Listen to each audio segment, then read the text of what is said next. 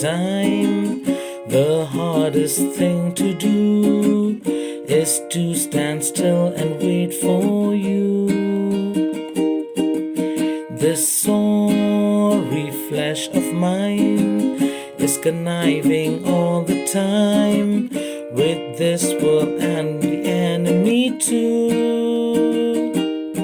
So Lord, I need you.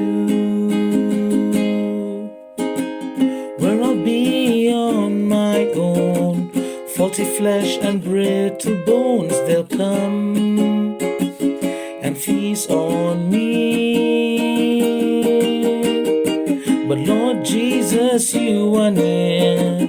Though I may not see or hear, you're beside me.